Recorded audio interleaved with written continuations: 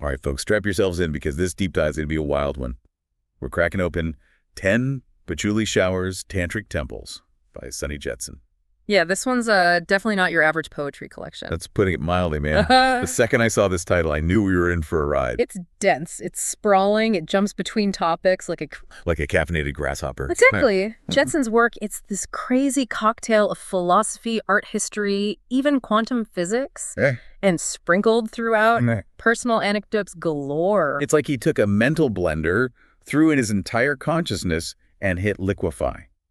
And yet, there's something so raw and honest about it that you can't help but be drawn in. Yeah, he doesn't shy away from anything. Does not give a damn, which I kind of admire, honestly. Exactly. He's got this unfiltered style, you know? Yeah. It's refreshing and more than a little jarring at times. Jarring in the best way possible, though, right? Like, he's not afraid to get personal, get political, even get a little bizarre. And that's what makes it so compelling. Absolutely. What fascinates me is how he takes these surreal, sometimes outrageous images and experiences and weaves them into these razor-sharp critiques of society. He's not afraid to bite the hand that feeds, that's for sure. Not at all. He tackles economic inequality, environmental destruction, corporate greed. Nothing is off limits. Speaking of off limits, did you catch that part about the cow in his living room?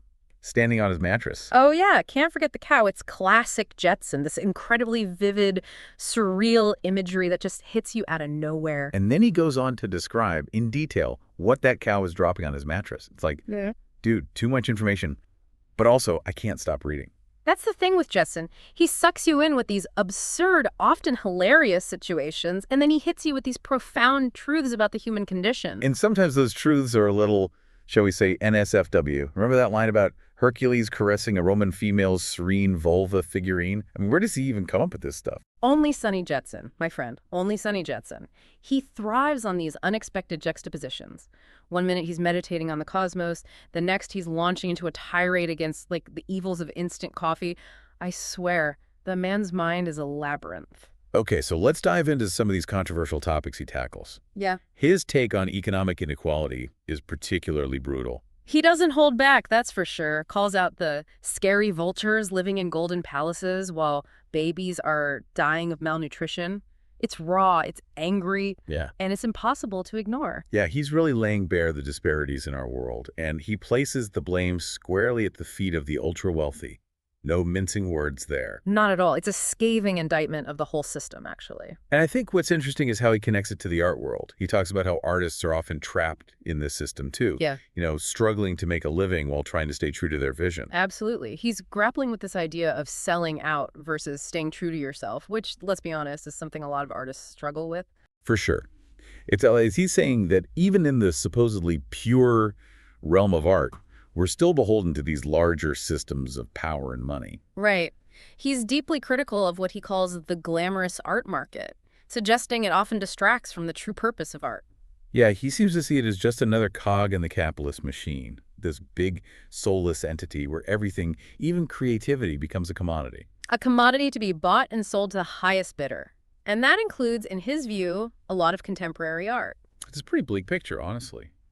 But then again, Jetsun's never been one to sugarcoat things. True, that. He's definitely not afraid to show us the ugly underbelly of, well, pretty much everything. And it's not just like the big bad art market he's coming after. He's taking on the whole damn system, man. Oh, yeah, Jetsun, he's an equal opportunity offender. When it comes to capitalism and its discontents, he does not hold back. He rails against the economic exploitation of our natural world. Paints this really bleak picture, you know. Oceans filthy and empty, coral reefs full of fish bones. It's heavy stuff. Heavy, but important. He connects those environmental issues directly to our economic systems, argues that this whole capitalist pursuit of profit, it's killing the planet, literally. And he doesn't let governments off the hook either. Calls it a corporate crime of the millennium, this unholy alliance between corporations and the governments, screwing over everyday people and the planet in the process. He's very wary of the power of information, too, how it's used to manipulate us, to manufacture our consent. Manufactured consent. That's a pretty loaded phrase. What exactly does he mean by that? He thinks we're constantly bombarded with messages, you know. Ads, news, social media, all carefully crafted to shape our desires or beliefs, often without us even realizing it. So it's like we're being programmed, like a bunch of robots. In a way, yeah. He's saying that our very thoughts are being colonized by these powerful forces. That's what he means by manufactured consent. We think we're making our own choices, but really, we're just puppets dancing on the strings of the system. Damn, that's some real dystopian shit right there. Mhm. Kind of feels true when you think about it. Right. It's like he's holding up a mirror to society. And it's not a pretty reflection, but it's not all doom and gloom with Jetson. Even amidst all the darkness, there are these glimmers of hope. Okay, so what are those glimmers? Because so far, it sounds like he thinks we're all screwed. Well, he talks a lot about the power of love, of human connection, of finding your tribe. Your tribe. That sounds a little woo-woo for a guy who quotes quantum physics. Right. But it's not about like finding your soulmate or whatever. He means it more as finding your people. The ones who get you, who challenge you, who make you want to be a better version of yourself. So basically your chosen family. Exactly. And maybe drop in a little acid now and then, because he talks about psychedelics a lot. He does mention psychedelics quite a bit now that you mention it. Like every other page, it seems. Yeah, he's definitely into altered states of consciousness, talks about ayahuasca, psilocybin, DMT, sees these experiences as a way to break free from, societal conditioning, to connect with something bigger than ourselves. He even calls ayahuasca sacred medicine. It's like he's tapping into these ancient traditions, exploring the potential of psychedelics for, like, spiritual healing. Which, again, kind of clashes with his more cynical side. But maybe that's the point. He's this walking contradiction, this blend of darkness and light, cynicism and hope. The man contains multitudes, that's for sure. Okay, so speaking of contradictions, let's talk about Lotus Night. It's one of the quieter pieces in the collection, but it really got to me. There's this one line, "Don't let your memories kill you."